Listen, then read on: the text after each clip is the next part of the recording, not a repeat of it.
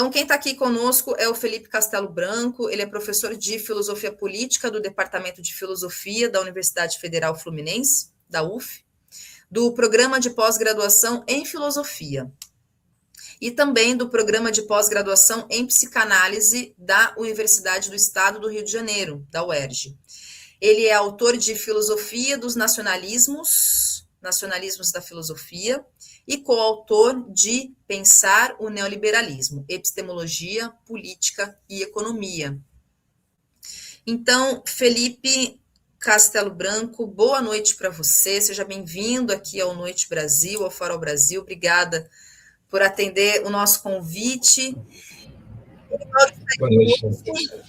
Iribaldo estaria conosco, mas infelizmente, né, em razão dessa questão familiar com ele não pôde estar aqui, mas vou tentar aqui, de alguma forma, conduzir aqui um pouco da nossa conversa. Então, obrigada, mais uma vez, seja bem-vindo. Eu que agradeço, aproveito até a oportunidade para mandar um abraço para o Iribaldo, espero que ele possa assistir e participar um pouco do debate posteriormente, e boa noite para você, obrigado aí por me receber.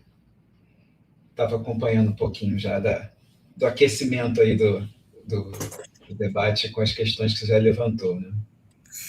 Bom, antes, inclusive, eu separei aqui algumas perguntas, né? Fui pensando um pouco de algumas coisas que eu gostaria muito de te ouvir a partir do texto que você fez lá para Boitempo, no comecinho do mês, o Territórios e Linhas Especulativas do Capital, o neoliberalismo de Trump e uma nova periferização da Europa. Mas antes, eu queria que você pudesse falar um pouco para nós sobre esse livro, o Neoliberalismo, Epistemologia, Política e Economia.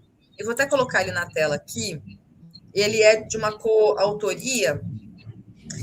E aí fala um pouco dele para a gente, assim, né, o que você está produzindo junto com esses outros autores em relação a esse livro. Esse livro, na verdade, ele é um fruto de um trabalho assim, que durou mais ou menos uns 4 anos, em que, a gente parte de uma constatação bastante simples, né, bastante evidente, acho que para muita gente, de que o neoliberalismo é um termo que a gente se utiliza bastante, né?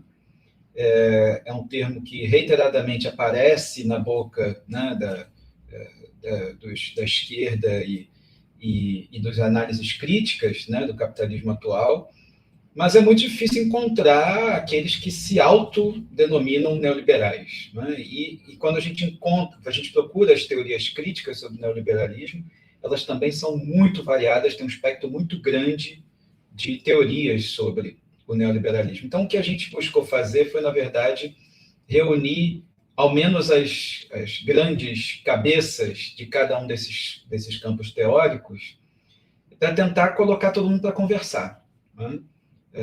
Ou seja, a tendência dentro da economia mais desenvolvimentista, conversando um pouco com a tendência Foucaultiana, conversando com o marxismo, conversando com a psicanálise, conversando com as tendências dentro do direito. E acho que a gente teve assim, uma certa felicidade de encontrar assim, a disponibilidade desses autores, são todos textos inéditos, inclusive nas línguas de origem. Então, a gente tem, né, gente de Argentina, Brasil, de diversas universidades e da militância também. Tem gente da França, da Alemanha, da Itália, Dinamarca, enfim. E, na verdade, ele é um livro, ao mesmo tempo, que permite uma introdução a essa problemática, né? Mas para aqueles que já são versados em alguma dessas linhas, não vão se sentir, digamos assim, diminuídos como leitores, né? Porque tem muita informação interessante, debate interessante em torno de todas essas linhas, e um pouco o que a gente está pensando hoje, né? Eu digo a gente porque eu também sou autor no livro, né? Então, um pouco o que cada uma dessas frentes de crítica, de análise, estão tentando desenvolver hoje, pós-crise de 2008, pós-crise da Covid, né? E, enfim, dentro desse cenário, o livro foi publicado um pouquinho antes do Trump chegar ao poder, então aquele cenário assim, de tensão também da chegada de Trump ao poder. Enfim, a gente tenta dar conta um pouco desse espectro, né? Seja ele geopolítico, né? Porque são autores de diversas partes do mundo, seja ele bibliográfico, né? Porque a gente está tratando de muitas correntes de pesquisa e de crítica, mas também a gente está tratando de um campo de momentos históricos assim também bastante grande. Então, a ideia é um pouco essa. Bom, e aí pensando nesse termo, né, no termo, no conceito, inclusive na aplicação dele até no debate público, né, o tempo todo realmente é uma palavra que a gente está reproduzindo ela o tempo todo, né, a gente repete ela para falar. E aí dentro desse debate sobre neoliberalismo, tem algo que a gente vem acompanhando, até é um pouco mais recente. Eu aqui mesma falei sobre esse termo de algo que eu venho acompanhando, até em análises que a gente vem fazendo aqui no canal, sobre o que tem se chamado de neoliberalismo progressista. Então, há quem defenda, por exemplo, que o atual governo, o governo do presidente Lula, ele não é um governo da social-democracia, que há quem justamente atribua que o governo Lula é um governo de social-democracia, que o presidente Lula é um social-democrata, e então há quem esteja justamente dizendo que, na verdade, o que estamos hoje vivendo no Brasil é um governo que a gente chamaria de neoliberalismo progressista. Queria saber se você concorda né, com esse termo diante da conjuntura, e se você puder falar as razões pelas quais ou você concorda ou discorda, e se faz algum sentido, inclusive, esse termo, né, neoliberalismo progressista. É um termo que eu não discordaria de forma alguma, porque eu acho que é evidente que há uma tendência, digamos assim, progressista do neoliberalismo, se isso não for uma espécie de contradição intolerável, mas não é exatamente um termo que eu costumo usar por uma razão particular. Porque eu acho justamente que quando a gente pensa o problema de um governo neoliberal, me parece que a questão é pensar o espaço que há de governo dentro do neoliberalismo hoje. Ou seja, há um conjunto de mutações da forma do Estado que tem acontecido nos últimos anos e que mudou completamente a nossa ideia do que é uma soberania de Estado, né? Ou pelo menos tenta mudar isso, né? Posso dar rapidamente um pequeno, não exatamente um exemplo, né, mas início da discussão. O modo como o Estado se financia mudou radicalmente nos últimos anos, né, nas últimas décadas. E isso, de certo modo, tem cada vez mais produzido uma espécie de relação desigual na luta política dentro da luta de classes. No sentido de que, justamente, cada vez mais o Estado, propriamente dito, e os serviços que o Estado presta são cada vez mais dependentes do financiamento privado de capitalistas privados. Ou seja, o poder de pressão que esses capitalistas privados fazem sobre o poder de Estado hoje é muito diferente do que a gente tinha no cenário, por exemplo, da década de 1970. Percebe? Quer dizer, no certo sentido, em uma certa dimensão, estava todo mundo na rua, né? Estava todo mundo disputando o poder de Estado em algum sentido. O que acontece hoje é que a política do lado dos capitalistas ela é muito mais feita por uma espécie de demonstração da vontade do capital, que a gente no Brasil chama, acho que simpaticamente, de Faria Lima, né? Não é à toa que nas pesquisas eleitorais que estão retornando agora, por exemplo, elas fazem pesquisa eleitoral sobre quem a população vai votar e quem a Faria Lima gostaria que fosse o presidente. Ou seja, a gente tem, num certo sentido, um poder de pressão política do capital que está entranhado na forma Estado, né? E se ele simplesmente não concorda com aquela política, com aquela forma de conduzir o poder de Estado, ele asfixia o Estado com a retirada do seu capital, né? Enquanto que o poder de pressão popular, ele ainda, né? Graças a Deus que ele é assim, mas ele é aquele modelo de poder de pressão popular que a gente conhece dentro das estratégias de luta e de subversão que a esquerda construiu durante muitos anos. Então, esse eu acho que é o primeiro aspecto. Né?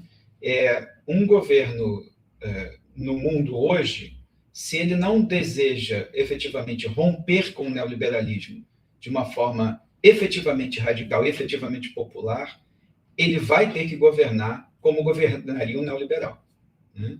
E aí é que eu acho que é a grande questão, o grande nó que esse termo, né, o neoliberalismo progressista, evidencia.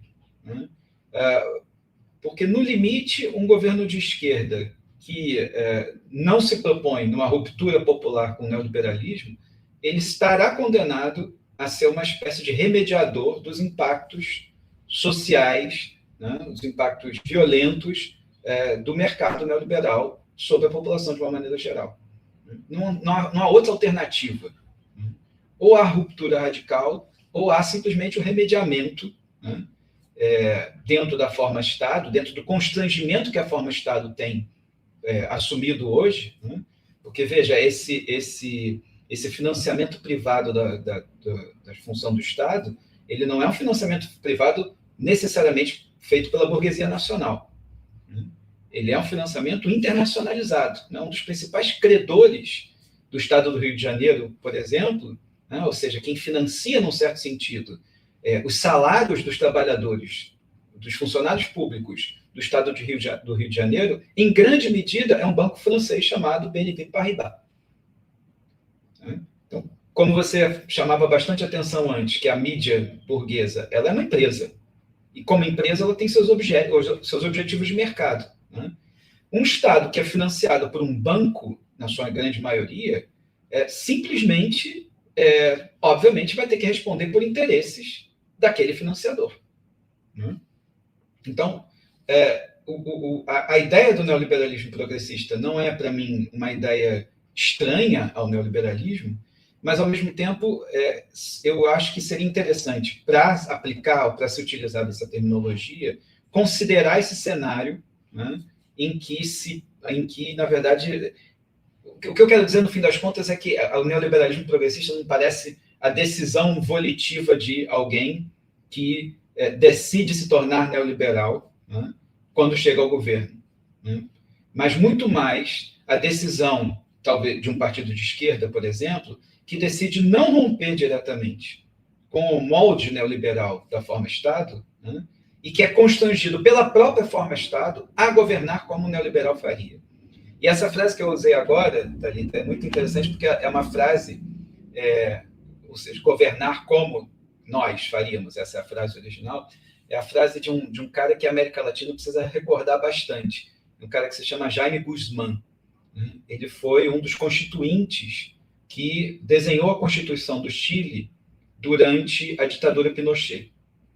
E, naquele momento, ele vai aos jornais, né, especialmente a um jornal pró-regime da época, que era o Mercúrio, para explicar à população chilena o que seria aquela Constituição que o regime ditatorial, empresarial, militar de Pinochet estava propondo. Né? E para mim, se destaca muito uma frase dessa entrevista, onde ele diz o seguinte: a única coisa que a gente está preocupado, né, que ele estava prometendo ali naquela entrevista, que a ditadura não duraria para sempre. Né, que a gente vai deixar o poder para as eleições. Mas quando a gente deixar o poder para as eleições, nós vamos deixar uma Constituição que vai obrigar que, independente do partido que chega ao poder, ele governaria como nós governaríamos. Para mim, me parece isso o grande suprassumo do neoliberalismo hoje. Assim, isso é assim a expressão máxima do neoliberalismo hoje. Né? Não é à toa que o neoliberalismo hoje está concentrado na transformação da Constituição, das constituições ao redor do mundo. Né? A primeira coisa que Trump faz quando chega ao poder é assinar uma série de projetos constitucionais. Milley assinou 300 projetos. Bom, tudo bem, ele perde e consegue 180, mas veja, são 180 projetos constitucionais que ele consegue passar.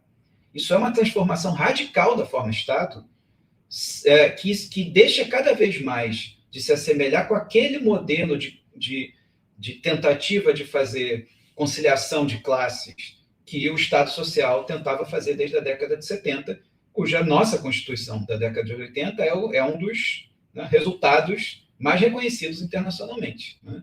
Ela é uma Constituição de conciliação de classes. Né? É uma Constituição que espera, acredita que a conciliação de classes é duradoura, né? Que ela vai durar no tempo. E não é à toa que a nossa Constituição é uma das mais reformadas, né, nos últimos anos. Pelo menos nos últimos 20 anos, ela sofreu reformas assim absolutamente radicais. Então, me parece que essa é uma das primeiras grandes expressões do neoliberalismo. É aclimatar dentro da forma Estado, né, politicamente, as condições econômicas das exigências de classe dos capitalistas. Então, ela deixa cada vez mais de ser uma Constituição cidadã para se tornar uma Constituição do capital. Então, o neoliberalismo progressista, a meu ver, ele é a grande expressão disso. Ele talvez seja uma espécie de esforço desesperado, né, de alguém que acredita que ainda pode reformar o capitalismo, né, tentar reformar o capitalismo num espaço tão rarefeito, tão pequeno, que a Constituição permitiu e deixou. Né. Todo mundo conhece essa ideia. Né? Qualquer gasto público, né, é chamado de gasto, aí vai se mostrar que aquele gasto não é sustentável no longo prazo, né? E que, portanto, você precisa mostrar de onde vai vir o financiamento. Em geral, você não vai conseguir mostrar, né? E aí você vai ter que diminuir muito o projeto original de tentar fazer alguma política pública nova. Né? Basicamente, os estados capitalistas hoje vivem simplesmente de, no máximo, manutenção de políticas públicas que já existiam previamente. Né? Você talvez expande um pouquinho ali, aqui e ali, uma política ou outra, mas realmente um novo projeto de política pública de grande escala, né? Uma criação de um SUS, por exemplo, me parece que hoje é praticamente impossível no Estado capitalista neoliberal. Imagina, como é que você vai mostrar de onde vai vir o financiamento de longo prazo de um projeto desse tamanho, né? Com o financiamento público que ele exige, né? Com os capitalistas olhando, falando no seu ouvido, dizendo, ó, se fizer isso, a gente tira o dinheiro daí. Então, isso me ajuda rapidamente, Thalita, eu já te devolvo a palavra, mas me ajuda também a tocar num ponto que estava nesse texto que você mencionou no início, que é o fato de que a ideia de você fazer um bloqueio econômico, né, que é o grande instrumental que um país capitalista, imperialista como os Estados Unidos tem para lidar com os países periféricos, né, é como ele lida com Cuba, é como ele lida com a Venezuela, é como ele lida com o Irã, é como ele, enfim. Né? Essa ideia, que é uma ideia de guerra, de fato, né, ela tem uma versão soft no mundo de hoje, que talvez seja exatamente essa dependência dentro das entranhas do Estado do financiamento privado capitalista. Quer dizer, é muito fácil hoje alguém retirar o seu dinheiro de um país e colocar numa grande empresa privada, por exemplo, como se fosse exatamente a mesma coisa, para tentar asfixiar aquele país, justamente porque não concorda com as políticas públicas que estão sendo levadas adiante, por exemplo. Então, óbvio, né, quando você faz um bloqueio, um embargo econômico em tempos de guerra, você está dando uma expressão evidente e violenta de algo que é feito cotidianamente pelo Faria Lima. E é essa política, digamos assim, de pesar sobre o Estado, né, de limitar a ação política do Estado, que me parece que marca o neoliberalismo agora, hoje. Inclusive, entrando no texto, eu queria que... Acho que você já começou falando sobre isso de alguma forma, mas tem um momento em que justamente você está fazendo uma análise, aí, por favor, né? Não sei se a minha interpretação é exatamente essa, mas você traz uma reflexão a respeito de algumas análises sobre justamente a política do Trump, especificamente ser o que se chama de colapso do neoliberalismo. E aí você justamente está fazendo uma análise sobre isso, que não necessariamente venha a ser um colapso do neoliberalismo, aí aqui numa interpretação que eu fiz. justamente porque o que se tem é um equívoco, inclusive, sobre o que se entende como neoliberal. Então, eu queria que você pudesse explicar isso. Como, por exemplo, as análises sobre o neoliberalismo, de alguma forma, elas estão, digamos, equivocadas ao justamente pensar a política do Trump. Então, se faz algum sentido isso, e é isso, né? Como é que, por exemplo, a partir dessas reflexões e análises sobre que é uma política essa do Trump, sendo um colapso do neoliberalismo, quando, na verdade, é o que me parece, dentro do que você está falando no texto, até você está trazendo aqui, é o contrário. É o neoliberalismo ali dentro do que você justamente está trazendo como forma-estado. Então, fala um pouco mais sobre isso. É por aí mesmo. Quer dizer, na verdade, o início desse texto é engraçado que enquanto eu ia escrevendo, as coisas iam acontecendo. Né? Então, eu fui tentando integrar um pouco as coisas que estavam acontecendo a partir dessa primeira matriz, que era um certo incômodo meu ao ler alguns textos. Eu menciono até alguns que acabaram não entrando na versão final, mas, enfim, depois eu posso passar uma outra versão onde tem essas referências. Muitas análises que eu lia nos jornais, no Brasil e fora do Brasil, elas praticamente concordavam em um aspecto. Né? Nós estamos vivendo um duplo colapso com o novo governo Trump, né? Que já houve um anterior. Um duplo colapso. O colapso da ordem neoliberal, né? E com esse colapso da ordem neoliberal, a gente está vivendo um segundo colapso, que seria um colapso da ordem internacional baseada em regras. Então, não é muito difícil vocês encontrarem, né, se pesquisar na internet, ou se já leram sobre isso, um texto afirmando isso. Né? O Trump é o fim do neoliberalismo, é a saída do neoliberalismo, e é o fim daquela ordem internacional baseada em regras que resultou, né, de uma reunião de estados, né, da comunidade internacional de estados pós-Segunda Guerra Mundial. E isso me causava um incômodo assim, muito grande, porque essas análises nunca se detinham muito, análises tanto ditas de esquerda quanto de direita, sobretudo nos Estados Unidos, que nunca se detinham muito exatamente no ponto em que o que significaria um colapso do neoliberalismo, né? E o que significaria uma ruptura, efetivamente, com essa ordem internacional baseada em regras. E o que eu tento mostrar, em primeiro lugar, no início, já desde o início, é que o Trump, na verdade, é a figura perfeita do neoliberalismo. Se a gente entende que o neoliberalismo tem, como uma das suas determinações fundamentais, uma espécie de transbordamento, né, de expansão da ordem concorrencial de mercado para todos os âmbitos da vida coletiva. Ou seja, o neoliberalismo consistiria em aplicar os critérios de validação da ordem concorrencial de mercado sobre, por exemplo, as empresas públicas, que passam a não mais terem como seu objeto o serviço aos cidadãos, mas gerar lucro, né, serem sustentáveis economicamente, etc, etc. Né?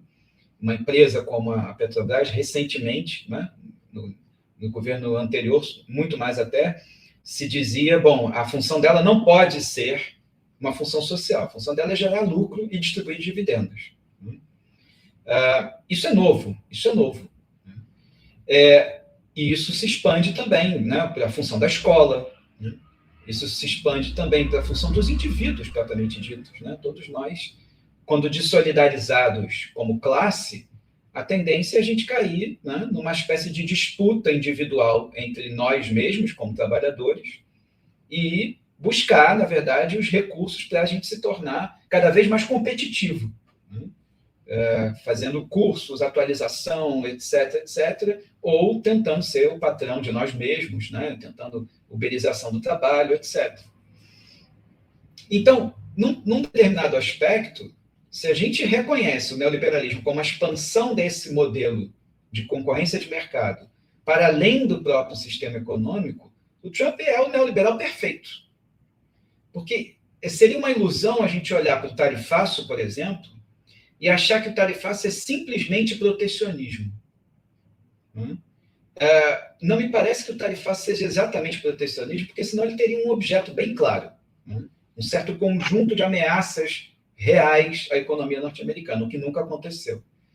Mas me parece que o tarifaço é muito mais a função de um manager, né, de um mega empresário, que agora governa um país como uma empresa, dizendo o seguinte: olha, eu tenho ativos muito poderosos, dos quais vocês não podem ficar contra, então agora vocês vão sofrer as consequências. É como se ele tivesse sentado numa mesa de negociação com outros países e colocando os Estados Unidos como uma grande empresa, da qual as outras empresas dependem também. E eu coloco numa nota de rodapé nesse texto aquela cena patética, né, na Casa Branca, dele negociando com o Zelensky, né, presidente da Ucrânia, junto com o Vance, né, o J.D. Vance, que é o vice-presidente americano.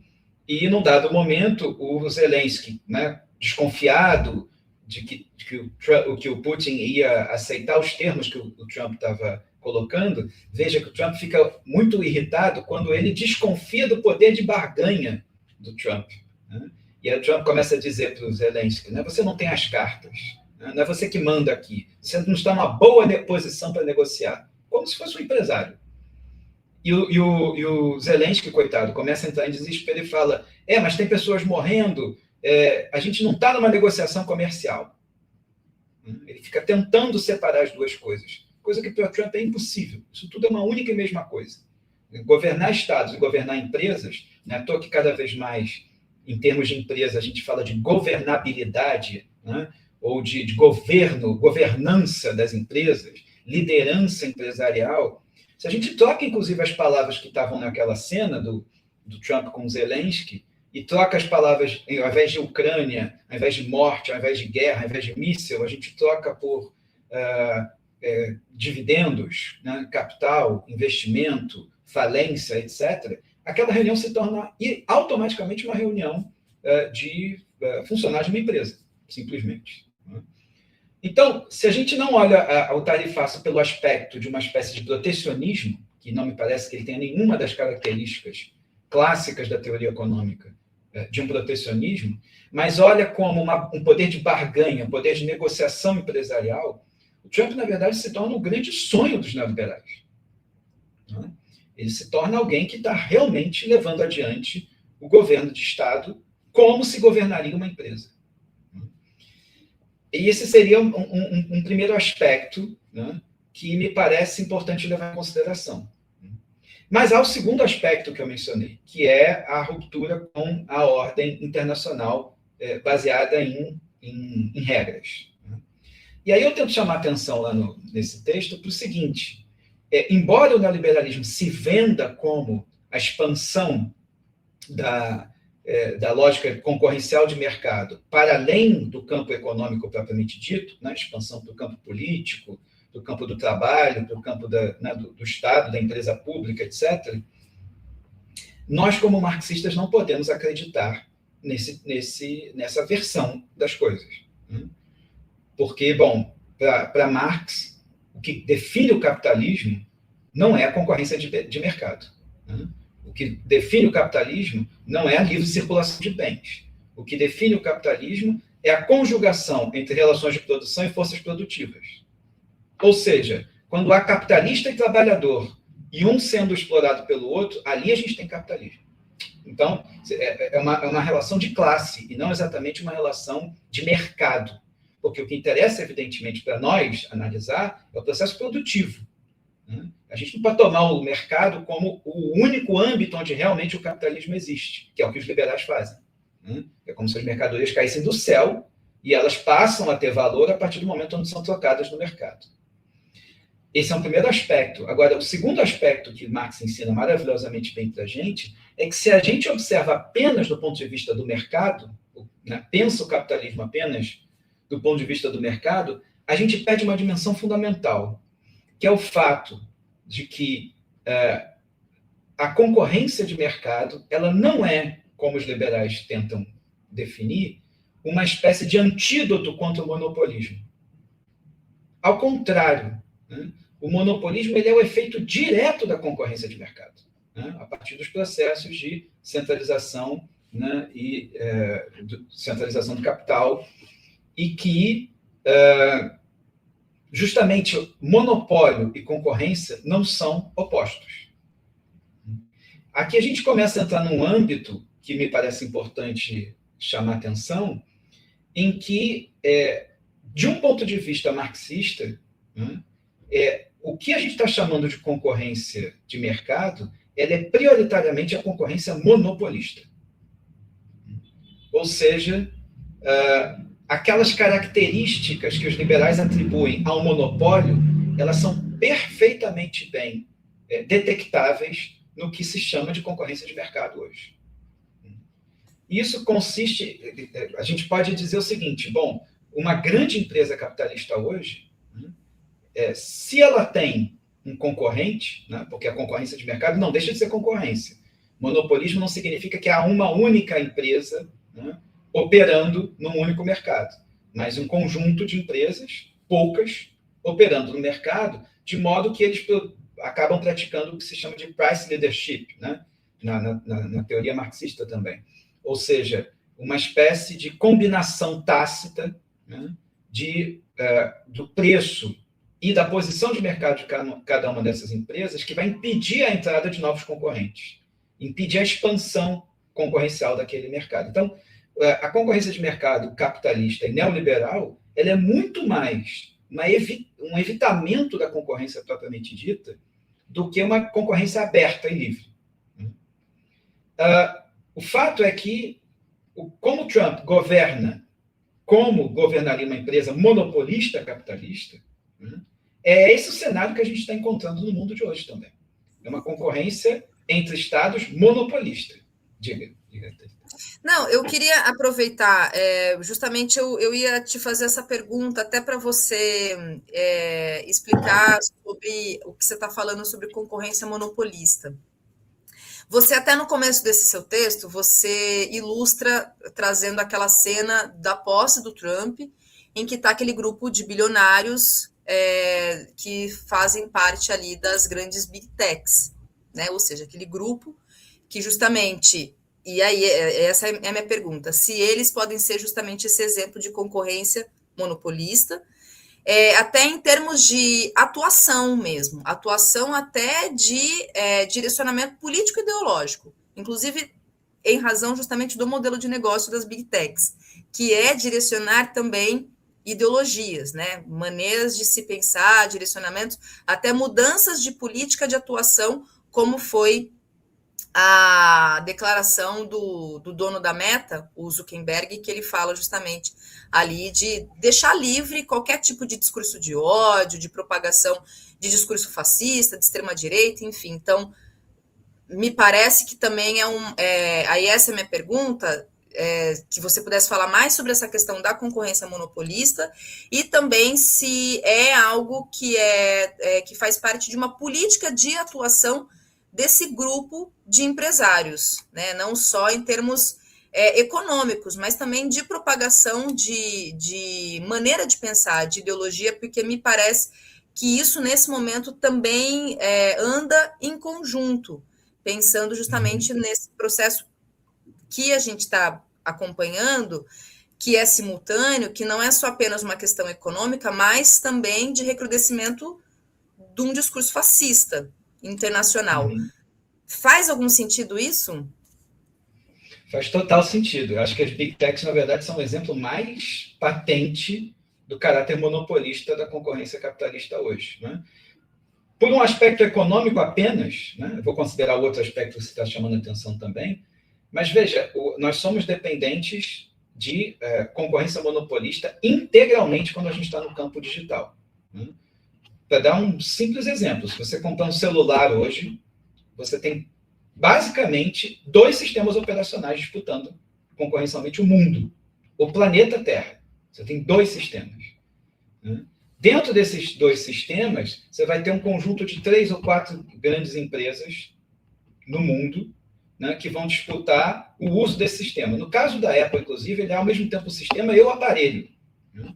Quer dizer, é uma forma de venda casada perfeita, né? Você depende de um aparelho específico para usar aquele sistema. E isso é apenas o aspecto econômico, né? Mas você está chamando atenção muito bem do fato de que, bom, eles não andam nunca sozinhos, esses aspectos, né? No sentido de que quanto mais a gente usa plataformas digitais, né, sejam as redes sociais, sejam as plataformas de consumo e outras, né, agora a inteligência artificial popularizada, né, porque ela não é exatamente uma novidade, mas ela é uma novidade no sentido do uso comum, né, lá na ponta, nós, pessoas comuns, quanto mais a gente usa, mais a gente produz dados sobre o uso, os famosos metadados. E esses metadados não têm precedentes na história econômica do uso que é feito hoje sobre esses metadados. Porque não são exatamente os dados que você quer oferecer e que você sabe que está oferecendo, mas são dados que você permite serem colhidos da sua própria prática de uso. E isso dá cada vez mais informações para o tipo de consumidor que você é. Ou seja, todo aquele esforço clássico que as empresas tradicionais faziam, que está em qualquer livro de manual de economia, né, de coleta de pesquisa de público-alvo, né, era um trabalho, um esforço enorme, caríssimo, pesquisa focos grupos, etc, etc. Tudo isso no campo digital se tornou automaticamente simultâneo à prática, o uso e a pesquisa sobre prática de consumo. Isso é uma característica monopolista, né? Você veja, se você faz uma compra na Amazon hoje, né, aquela compra ela vai ficar registrada, né, num sistema que se chama VendorFlex. Esse sistema VendorFlex manda informação para as empresas que estão vendendo, porque, veja, a Amazon não produz nada, né? Ela conecta empresas a consumidores em lugares onde essa empresa não alcançaria. E ela informa para essa empresa que foi feita ali a compra, e essa empresa automaticamente informa de volta o nível de estoque que tem ali, né? Se é possível continuar fazendo esforço, como se chamava, né, o Baran e Sweezy, né, os economistas marxistas chamavam de esforços de venda, né? Era a época do nascimento da publicidade. Hoje a gente não precisa nem desse modelo tradicional de publicidade, né? O esforço de venda se dá no ato da venda. Então, cada vez mais se torna uma única e mesma coisa a prática de consumo e o perfil monopolista dessas empresas. A dependência que cada vez mais se cria de um determinado modo de venda que, ao mesmo tempo, cria o consumidor, né, o perfil, pelo menos, do consumidor, e cria a venda no mesmo ato. Isso é um aspecto absolutamente fundamental, porque eu acho que só uma leitura dentro da teoria marxista é capaz de dar conta disso. Percebe? Porque isso ainda é concorrência de mercado. Só que ela tem todas as características tradicionais do monopolismo. E essa fusão entre capital monopolista e políticas de Estado, né, que faz a gente retornar lá para o velho Lenin, né, e a teoria do imperialismo. Quer dizer, a prática monopolista ela tem uma exigência política muito particular, que é justamente levar os estados e as empresas monopolistas a buscarem se libertar das amarras dos limites territoriais do Estado. Ou seja, uma empresa monopolista ela nunca será efetivamente uma empresa monopolista, realizando efetivamente mais valor, se ela não transborda os limites do Estado e se torna uma empresa que se chamava antigamente de transnacional, etc. Quer dizer, ela precisa, para a realização de valor, ultrapassar as amarras do Estado-nação.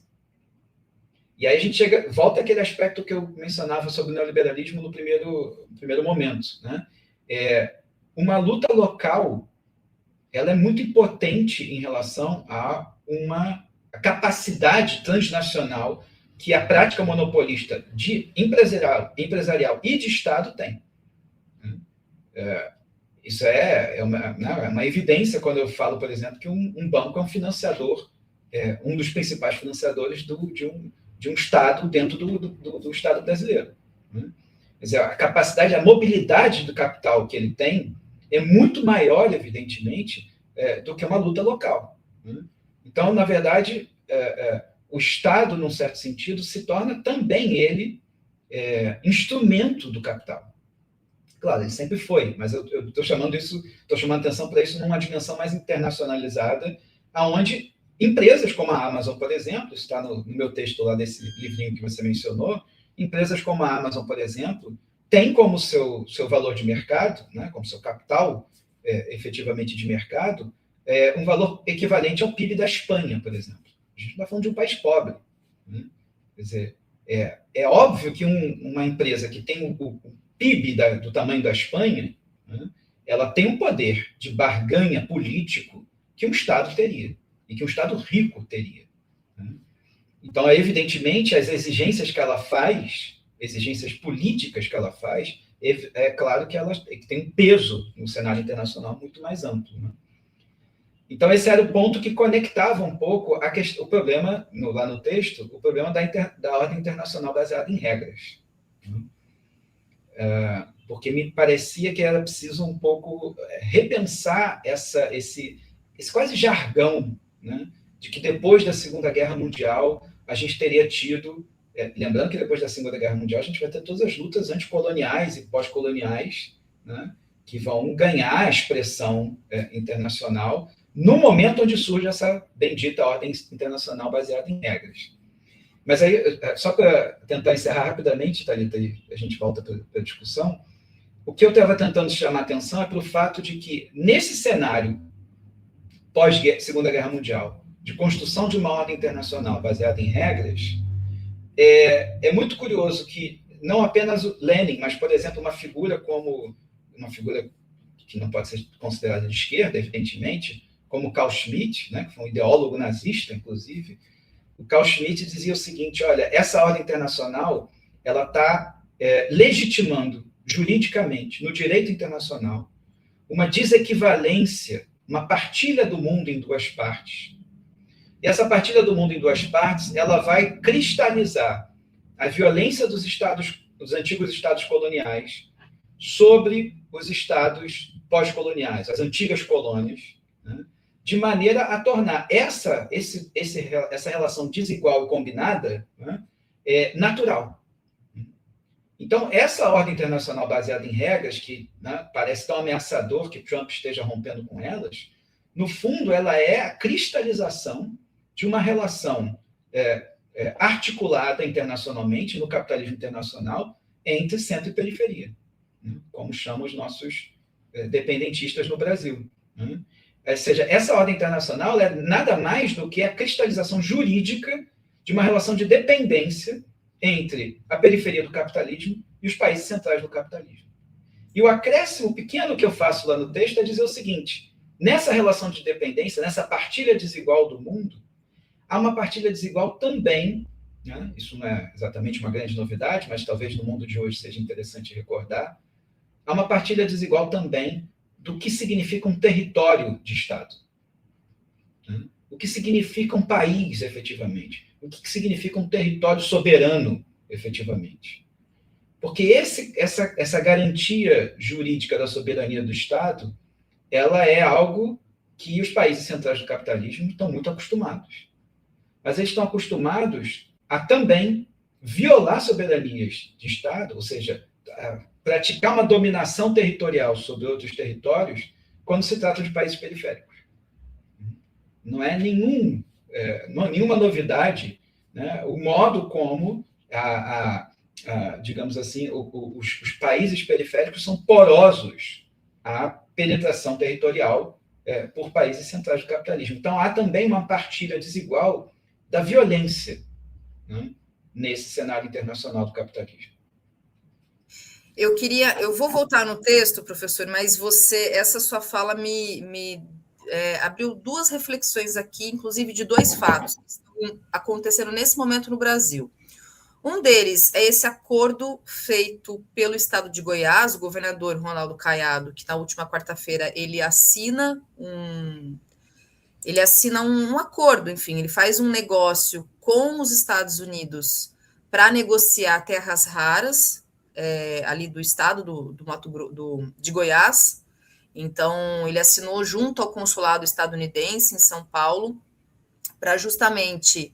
E é isso que eu estou tentando ver aqui na notícia, se é o Estado estadunidense, né, ou seja, se é o governo estadunidense ou se é alguma empresa privada, eu não tenho certeza aqui, mas, enfim, em resumo, o que se tem é esse acordo do governador lá de Goiás com os Estados Unidos para justamente fazer essa exploração das terras raras brasileiras. Então, ele faz um atravessamento, inclusive, de algo que está sendo discutido. A gente sabe muito bem que está na esteira da discussão aí em relação dessa questão Brasil-Estados Unidos, né? E desse temor, enfim, do que se está falando sobre terras raras. E aí, uma outra coisa que me fez lembrar é de uma entrevista que nós fizemos aqui recentemente com um advogado de um coletivo lá no Maranhão, o ex-juiz Jorge Moreno, que ele integra um coletivo para justamente defender populações quilombolas e ribeirinhas no Maranhão sobre situações de grilagem, de invasão de terras, enfim, todo um processo de problemas fundiários que é histórico, inclusive, muito particularmente falando do Maranhão ali. Mas o Jorge Moreno, ele faz uma denúncia, em que ele diz o seguinte, olha, o que a gente está vendo hoje no Brasil, e isso tem relação com os acordos internacionais bilaterais do atual governo brasileiro com outros países, é justamente colocar territórios brasileiros para exploração de empresas transnacionais, que também, de alguma forma, não é muito nenhuma novidade, digamos, na história do Brasil, mas são acordos que são feitos entre os estados, né? Então, segundo, inclusive, o Jorge Moreno, ele fala isso, ele diz, olha, hoje a nossa luta é contra uma empresa que vem do governo holandês, é de uma empresa que vem do Estado, enfim, ele fala do governo holandês, ele dá outro, ele menciona lá um outro, não vou lembrar de qual país, mas ele está falando dessa dinâmica que muda, né, sobre como que se dá justamente essa relação, pensando muito no que você está trazendo dessa dependência, né, de como, enfim, esses rearranjos estão acontecendo. Estou falando tudo isso aí para te perguntar se na sua avaliação, o que a gente está vendo hoje, e eu acho que nem é talvez uma resposta definitiva, né? Porque é tudo coisas que estão acontecendo. Mas se a gente está vendo um recrudescimento mesmo, um aprofundamento dessa relação de dependência e, no limite, um aprofundamento do neoliberalismo mesmo, né? Se o neoliberalismo ele está tomando um outro patamar, assim, digamos, um patamar de aprofundamento mesmo, né? Pelo contrário, inclusive, daquilo que você está criticando, que é justamente essas análises que é um colapso do neoliberalismo. Pelo contrário, é um aprofundamento dele. Perfeito. Bom, primeiro, o Caiado fazer um acordo como esse não surpreende em nada, de fato, não só por ser o Caiado, né? Talvez ele já desejasse isso há muito tempo, provavelmente, mas pela característica do tipo de burguesia local de um estado como Goiânia, por exemplo, que entende que a matriz extrativista seria, isso não é exclusividade, evidentemente, de Goiânia, né? Mas ele representa efetivamente esse tipo de interesse, né? Uma matriz extrativista que, evidentemente, não distribui riqueza, né? E produz uma espécie de desequivalência enorme entre o que se vende e o que se recebe, né? Mas que ainda é o modelo, a matriz, na cabeça dessa elite local, de desenvolvimento econômico moderno, né? Isso seria a modernidade, né? E aí eu vou tentar entrar na sua questão pelo seguinte aspecto, né? É um aspecto que eu começo a tratar lá no texto também, mas acho que dá para a gente, talvez, desmembrar de uma outra forma aqui. É que, de novo, a questão de uma ordem internacional baseada em regras, ela aparece muito com a ideia de que, bom, depois da Segunda Guerra Mundial, depois dos processos pós-coloniais, das independências nacionais, o que a gente vê é uma relativa pacificação do mundo, né? A gente não vai ter mais grandes invasões territoriais, como foi o caso na Segunda Guerra Mundial, como foi o caso, né, durante o século XX até o final da década de 40, e a gente vai ter, na verdade, uma espécie de pacificação pelo direito, né? Um discurso muito comum no direito, muito comum nas relações internacionais, e que absolutamente ignora as condições materiais em que essa suposta perspectiva está assentada. Né? Porque, veja, são características da própria contradição capitalista que está em jogo aí. Né? O que a gente vai ter a partir da década de 70 é um processo de disseminação acelerada da chamada financiarização do capitalismo. Então, veja, a gente não deixou de ver importância e de ser um aspecto central do capitalismo o uso de matérias-primas e de componentes agrícolas, por exemplo, do trabalho superexplorado. Né? Nada disso deixa de existir. Ao contrário, o que isso passa a acontecer é talvez um segundo movimento. Né? Enquanto o primeiro movimento dessa ordem internacional baseada em regras é uma espécie de legitimação jurídica na ordem internacional de uma relação desigual entre centro e periferia, no processo de financiarização, a gente não precisa mais da dominação territorial, pelo menos em grande escala, para usurpar, né, aqueles elementos fundamentais da mineração, da agricultura, né, enfim, que estão fincados na terra, nesses países periféricos. Né? E o problema das terras raras ele é a reedição melhorada desse problema, porque é muito curioso, porque, de novo, mais uma vez, esses componentes agrícolas, minerais, etc., estão em países periféricos, fincados no chão. Né? E as terras raras não são diferentes. O que acontece é que, com a financiarização, não é mais necessária a penetração territorial nesses estados, porque esses estados foram integrados nos mercados financeiros, mercados de futuros, né? Os mercados a termo, e que vendem esses componentes, essas mercadorias, como commodities. E o Brasil é um exemplo clássico disso. Nós vivemos uma economia que é fundamentalmente baseada em commodities, ou seja, nós temos a mesma matriz econômica do século XIX, só que altamente modernizada, porque vendemos no mercado financeiro. Né? Mas continuamos dependentes de soja, continuamos dependentes de algodão, de milho, de etc, etc. Né? Então, o modelo de exploração territorial, ele se torna, na contramão das empresas monopolistas, ele se torna intraestatal.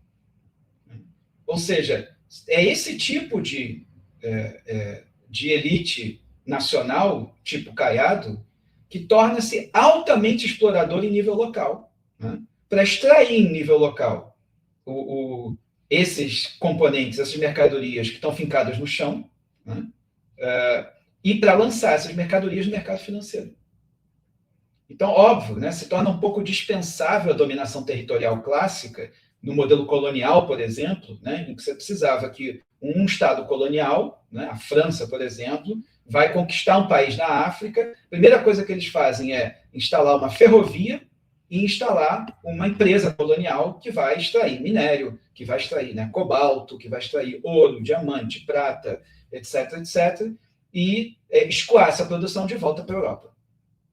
Com o processo de financiarização, é a própria burguesia local que faz esse trabalho sujo, né? Altamente violento. Então, não é que o processo de invasão territorial de uma potência por outra, ele desaparece porque o direito evoluiu e regulou esse tipo de relação. Mas ele se internalizou. Né? Então, nós continuamos matando Yanomamis no território nacional para fazer mineração. Nós continuamos negociando terras raras, né? A elite de Goiás, para participar da modernização do mercado financeiro. Mas ela se torna internalizada nesse sentido. Né? Então, mais uma vez, é uma violência, é um modo de violência absolutamente, uma partilha da violência completamente desigual ao modo de violência que a gente tem, por exemplo, na Europa e nos Estados Unidos. Né?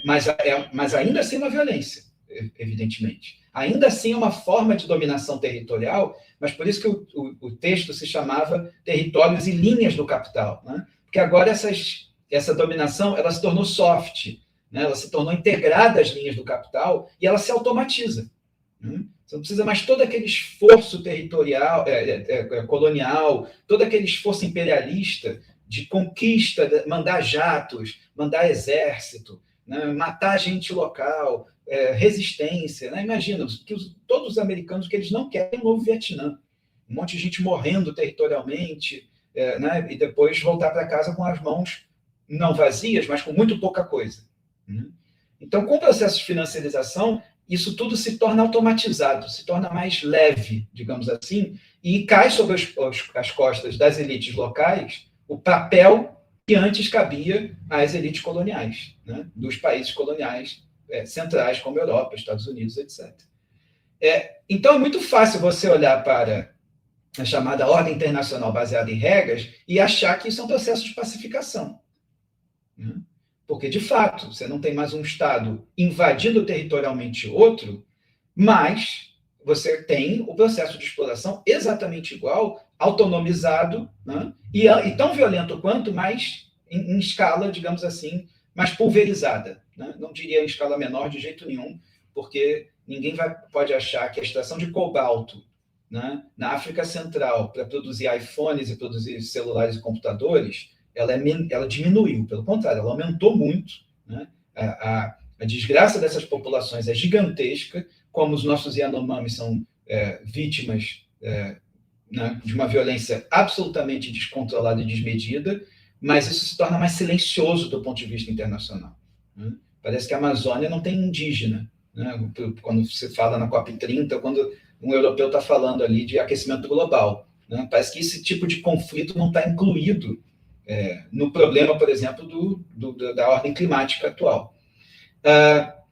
E isso tudo remete a gente para o problema que a gente estava tratando desde o começo, vindo desse artigo que você estava se referindo, Thalita. Porque o que Trump rompeu de fato? Né?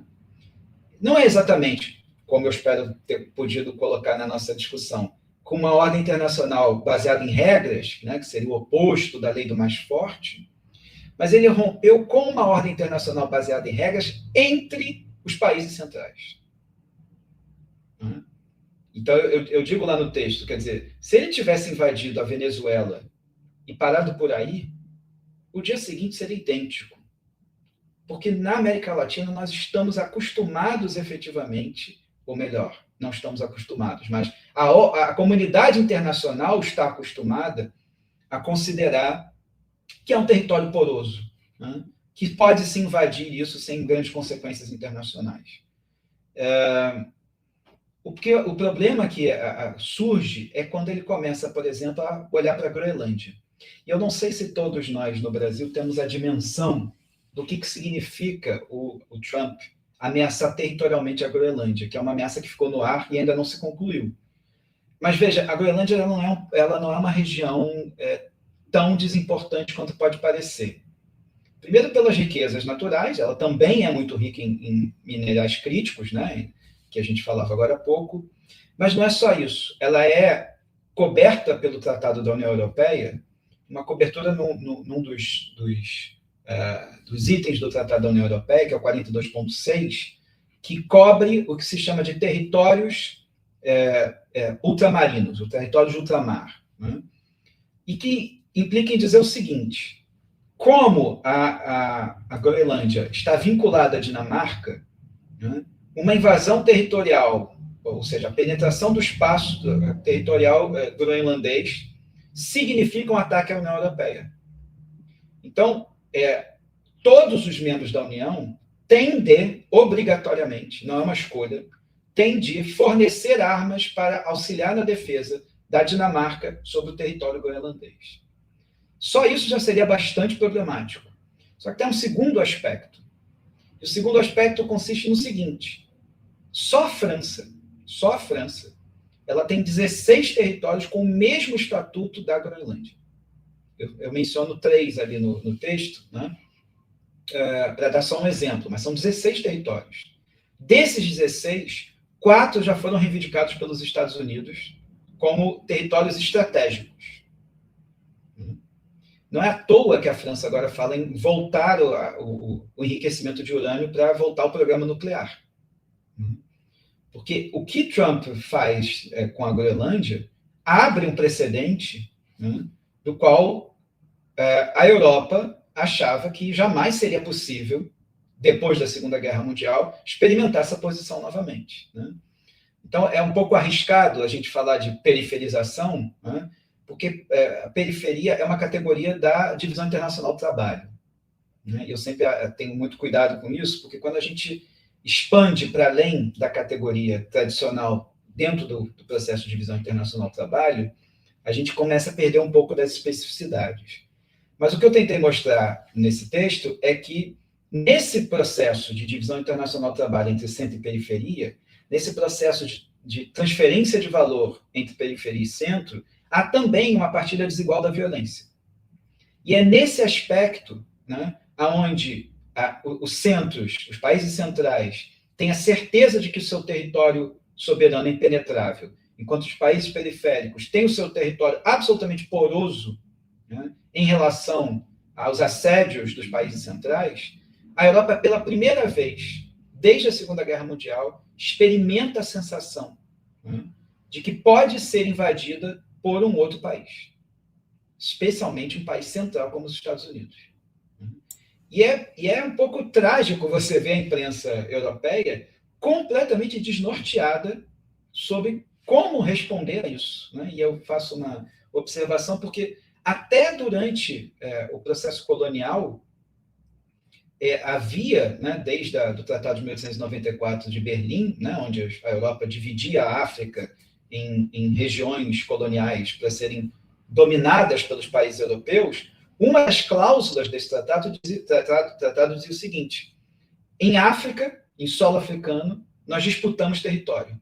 Na Europa, nós somos aliados. No solo europeu, nós somos aliados. Então, uma das preocupações da Europa desde aquela época era: olha, a gente pode ter interesses rivais no espaço colonial, mas no espaço europeu, ninguém toca o espaço de ninguém. Então, é realmente uma experiência da qual a Europa não está preparada para experimentar essa ideia de que o seu território pode ser violado por uma outra potência. E é um negócio muito interessante, porque tem aquela famosa passagem do Aimé Césaire, né, em que ele dizia que o nazismo na Europa ele acaba se tornando uma espécie de retorno sobre o solo europeu da mesma prática racial, né, que a Europa havia praticado com outros países, com os outros povos. Né? Então, a raça se torna uma maneira de subjugar outros povos por considerá-los inferiores. E aí o Aimé Césaire vai chamar a atenção para o fato de que o nazismo é um momento onde os brancos, que achavam que estavam completamente alheios a essa métrica de relação entre povos, os brancos finalmente descobrem que tem alguns brancos que acham que são mais brancos que os outros brancos. E que, por isso, eles podem dominar, igual a Europa colonial dominou outros povos. E aí, diante desse retorno sobre si mesmo, da mesma ferramental colonial que a Europa possui, ou aplicou antes, os europeus não sabiam muito bem o que fazer. Não souberam fazer nada com Hitler. Porque não estavam preparados para serem submetidos ao mesmo instrumento que eles usaram contra os africanos, contra a América Latina, contra a Ásia, etc.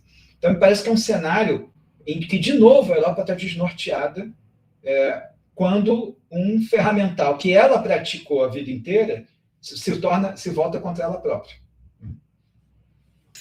Professor, eu não tenho como não pensar no que eu noticiei nessa última semana, que é exatamente esses ataques do Trump em relação à OTAN. Enfim, ele tem justamente escalado um pouco o tom, né?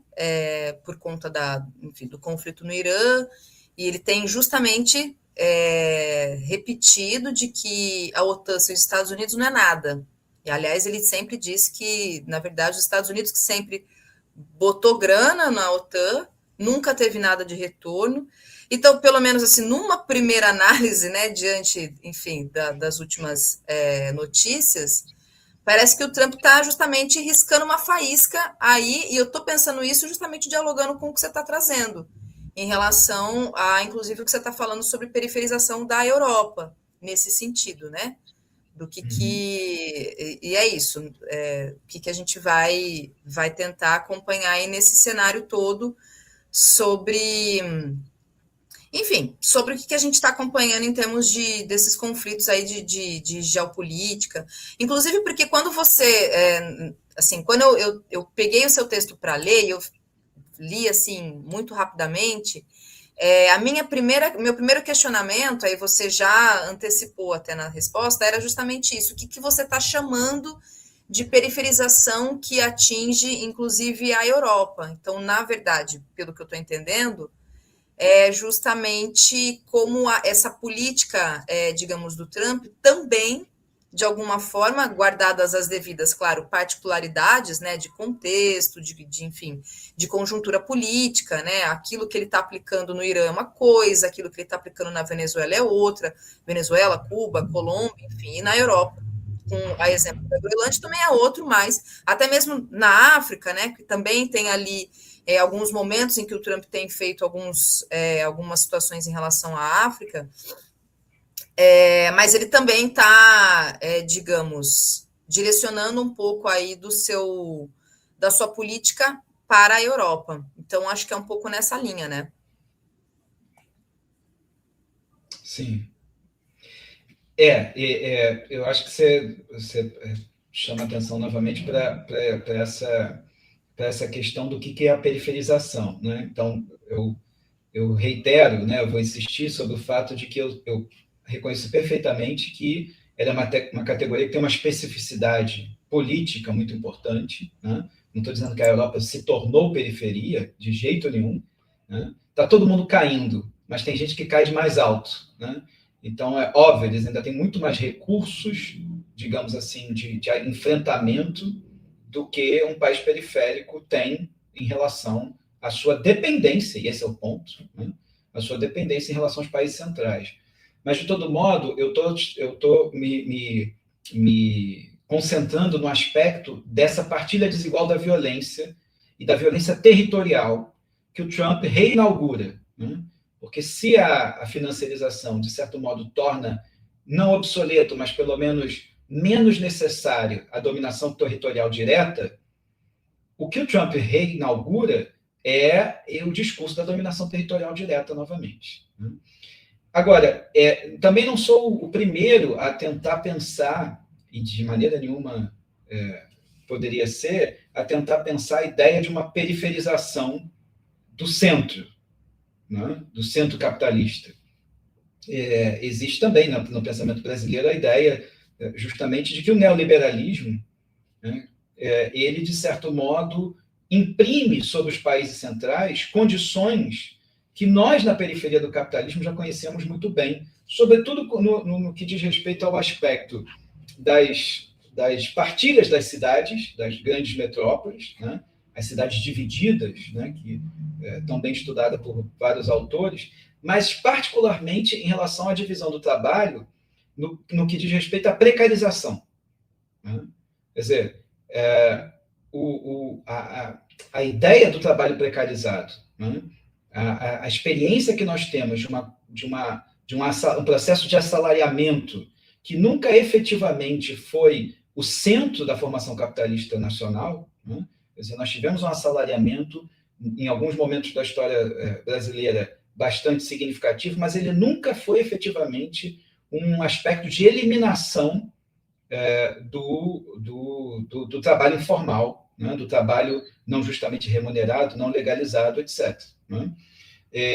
Então, nós coabitamos com essa dualidade entre trabalho formal, assalariado, e o trabalho informal desde a formação do capitalismo brasileiro, desde muito cedo, digamos assim, né? Quer dizer, não é novidade para nós o vendedor de latinha, né, que coloca lá o seu isopor na rua para vender cerveja, mas com isso ele está escoando a produção industrial oficial do país, ele não está produzindo aquilo que ele vende, né? Ele é um trabalhador precarizado desde muito tempo assim, que ajuda no processo de realização do valor das indústrias tradicionais. O que a Europa tem conhecido hoje, né, que se chama, muitos sociólogos vão chamar de uberização do trabalho, né, é um alastramento, uma expansão desse caráter, digamos, precarizado do trabalho. Né? Um trabalho sem direitos, um trabalho que não serve mais, não funciona mais para garantir o mínimo necessário para um trabalhador viver com dignidade. Né? Então, há uma corrente também do pensamento brasileiro que considera, né, que essa nova experiência na divisão social do trabalho na Europa, né, ela, de certo modo, coloca a Europa numa posição que nós, perifericamente, já conhecemos desde sempre, desde a formação do capitalismo. Né? Quer dizer, uma coabitação que para eles é muito chocante, né? Não se fala de outra coisa entre os sociólogos do trabalho, etc., que é muito chocante, né? Mas que para nós, de certo modo, já foi praticamente introjetada, né? A ideia de que a gente vai... né, que um trabalhador não é uma pessoa que está sem trabalho, que não é um desempregado no sentido formal, mas um trabalhador que acorda todos os dias, vai trabalhar e retorna, mas que precisa, por exemplo, fazer o seu puxadinho, porque a construção da sua residência própria, da sua casa própria, depende também de outros trabalhos informais, né? Que são os colegas que vão ajudar a levantar a laje, etc., que é uma forma, né, de expansão da precarização para outros trabalhos informais, para que a renda que esse cara vai ter seja tão baixa, né, que permita que os produtos de exportação do mercado nacional possam ser vendidos a preço muito baixo na Europa, por exemplo. Né? Então, essa experiência a gente já tem como intrínseca ao capitalismo periférico brasileiro. O que acontece é que a Europa tem experimentado isso mais recentemente, né? E também, nesse caso, também se fala de uma espécie de periferização da Europa, né? Há até os que falam de uma brasilianização da Europa. Independente disso, a minha perspectiva ali era apenas o aspecto que eu quis chamar a atenção, quis, de certo modo, valorizar na ideia da relação centro e periferia, da partilha desigual da violência territorial. Né? Quer dizer, mais uma vez, a Europa foi, apesar das suas especificidades, como você salientou bem, mas a Europa foi colocada no mesmo nível de planos imperialistas do Trump, como recentemente o Irã, mas a Venezuela. A diferença entre a Venezuela e a Groenlândia foi uma diferença de uma semana. Né? O sequestro de Maduro e ele ir até a Europa e falar sobre uma possível, ele deixa no ar, né, como sempre, uma possível agressão à Groenlândia, foi uma semana de diferença. Quer dizer, a gente estava muito fresco ainda, aquele vocabulário que ele direcionou para a América Latina, e rapidamente ele direciona esse mesmo vocabulário também para a Europa. Né? Isso desconcertou completamente as autoridades e os jornalistas europeus. Né? No final do texto eu menciono um debate que a TV francesa promoveu entre a maior figura da esquerda francesa hoje, né, que é o Jean-Luc Mélenchon, e o ministro das Relações Exteriores atual do Macron. Né? Ou seja, seria uma espécie de debate entre esquerda e direita institucional. E é muito curioso, porque admiro muito Mélenchon em vários aspectos, ele costuma ter excelentes análises de conjuntura, mas a solução que Mélenchon dá, para você ver o nível do desnorteamento dos franceses, por exemplo, foi reintegrar Putin ao Conselho Europeu para que a gente pudesse ter alguém com bomba atômica no Conselho Europeu. Né? Quer dizer, não é reintegrar a Rússia, né? Não é reintegrar a economia russa, porque, né, a Europa era muito dependente antes da guerra da Ucrânia, né, com dois gasodutos que vinham direto da Rússia para a Europa, né, e agora eles são servidos por navios americanos, são muito mais caros, né, pagam até 17% a mais pelo gás, para romper relações com a Rússia. Veja, que o Trump já disse agora que vai retomar, por exemplo. Né? Então, é uma desordem completa, eles estão completamente desnorteados e dependentes da vontade do Trump. A ideia não é reintegrar a economia russa ou reintegrar a Rússia à Europa. A ideia é integrar um líder que tem peito para ameaçar Trump com bomba atômica. Né? Você vê o nível do desespero, efetivamente. Né? E as demonstrações de força, né? No momento seguinte, por exemplo, do conflito no Irã, você tem aquela imagem do Macron. Eu acho que é um submarino nuclear ali, que ele faz uma demonstração, aí depois ele faz uma declaração. Então, Me parece que a Europa está tentando, e aí essas últimas tentando um rearranjo, sei lá, né, de alguma forma. Acho que nesse processo de fazer alguns acenos mesmo, de medição de força, porque inclusive nesse processo das notícias dos últimos dias em relação ao Estreito de Hormuz, o que se tem é esse embate também dessa declaração desses países que disseram, olha, a gente não vai apoiar os Estados Unidos. Inclusive o primeiro-ministro alemão disse, essa guerra não é nossa. Então, quer dizer, é um jogo, né, professor? É um desenho que está sendo feito aí nesse momento, ali, né, no norte global, pelo menos. Não, eu acho que essa coisa do Estreito de Hormuz, ele em relação à Europa, mais uma vez, é interessantíssimo, porque é uma divisão clara entre capitalistas e a população de uma maneira geral. Né? A população não quer o envolvimento de nenhum país europeu nesse problema, que é um problema do Trump e de Israel.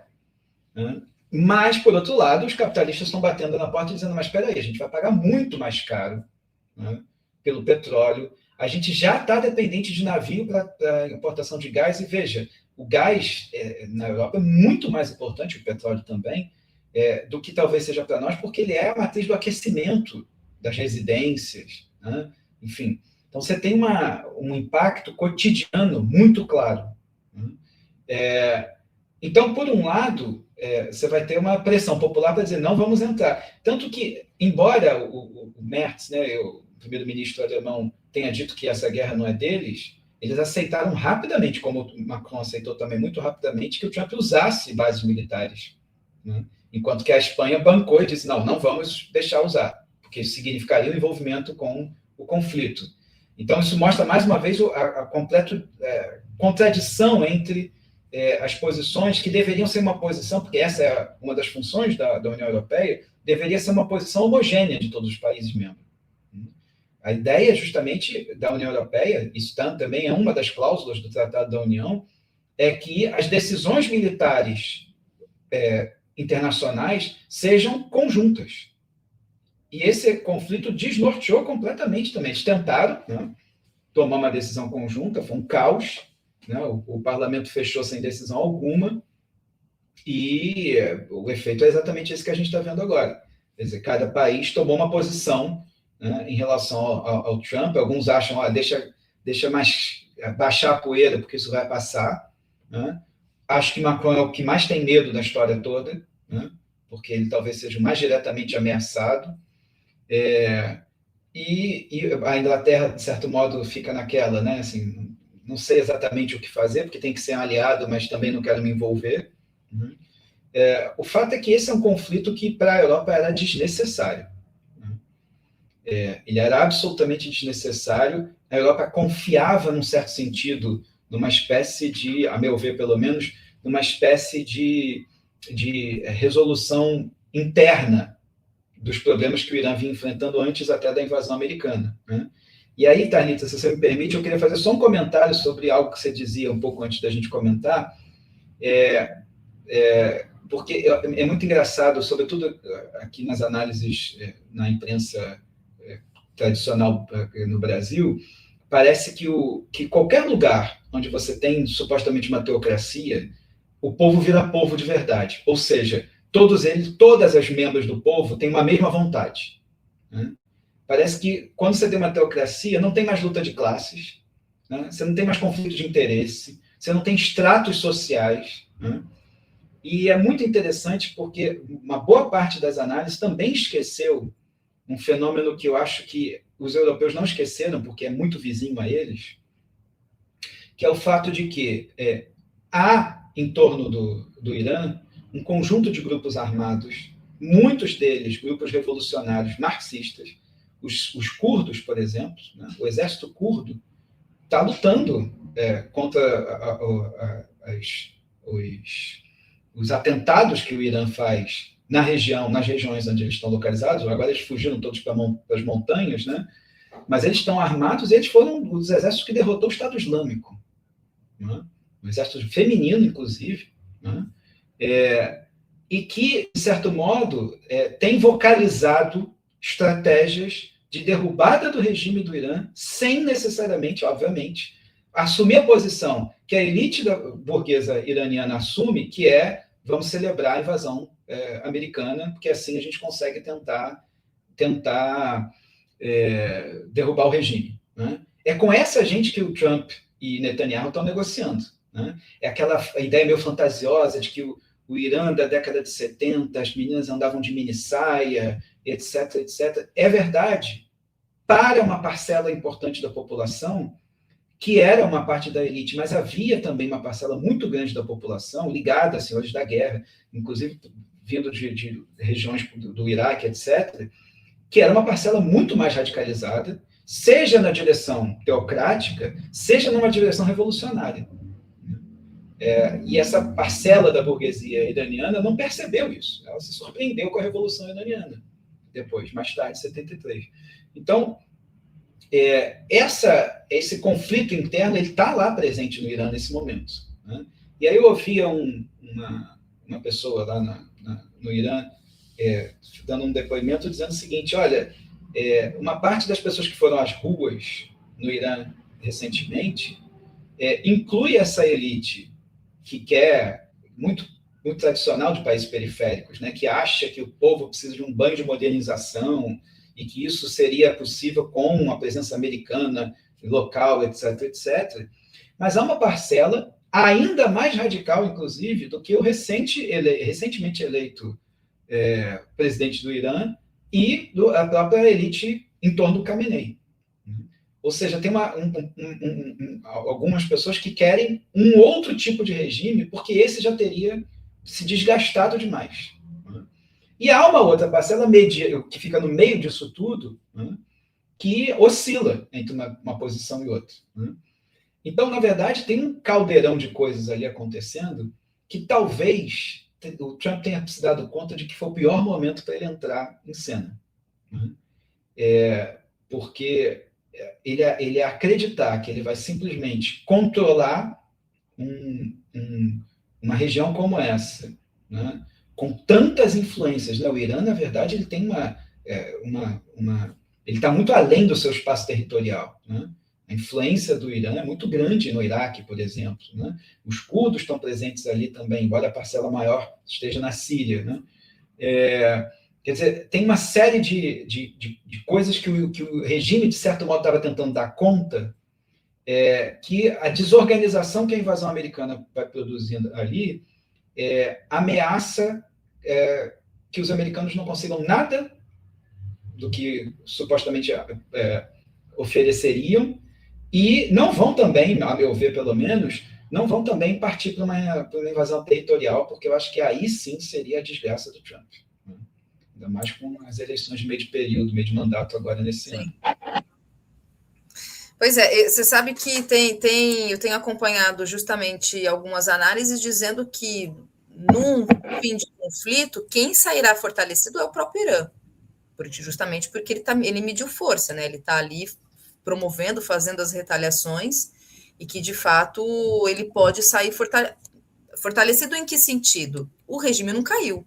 Ainda que o Ayatollah tenha sido assassinado no primeiro momento, o regime está lá e com todas as complexidades e essa conjuntura que você realmente, professor, acabou de trazer aqui. Então, tem essa questão aí também, né, do que vai ter como resultado no fim, nesse possível fim do conflito aí, que o próprio Trump, inclusive, já vem dizendo que está próximo de acontecer, né, que esse conflito aí tem prazo para acontecer, para terminar, e ele vem declarando que a guerra já terminou, que, enfim, militarmente os Estados Unidos já ganhou, que também é uma forma, claro, né, de medir força discursivamente, né, justamente para mobilizar até a própria opinião pública, e como isso vai ser até noticiado, por exemplo, para a gente aqui no Ocidente, né, enfim, nesse alinhamento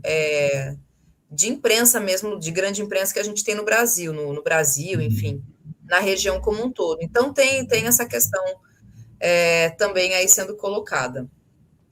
Professor, olha só, eu quero te agradecer mesmo, obrigada por vir aqui conversar conosco e dizer que a gente certamente vai chamar você e com a presença de Eribaldo, que estava bastante Ansioso mesmo, né, para ter essa conversa contigo. Então, até por conta de todos os seus projetos e pesquisas que você faz, a gente falou bastante desse seu artigo, mas tem outras frentes aí de trabalho que a gente pode conversar e voltar a se falar. Então, certamente a gente vai te convidar mais vezes para voltar Com aqui no. prazer. Então, muito obrigada. Dizer para vocês que esse artigo que a gente falou bastante aqui está lá na Boitempo, para quem quiser fazer a leitura, acompanhar. Tem o livro também aqui que a gente comentou lá no comecinho da entrevista com o professor Felipe, que está lá na Ruptura, então fica aí para vocês também. E é isso, professor, obrigada mais uma vez. Obrigado, Thalita. Aproveito para mandar de novo um abraço para o Eribaldo e obrigado a todo mundo que acompanhou e participou. Valeu, até a próxima. Tchau, tchau. Tchau, tchau.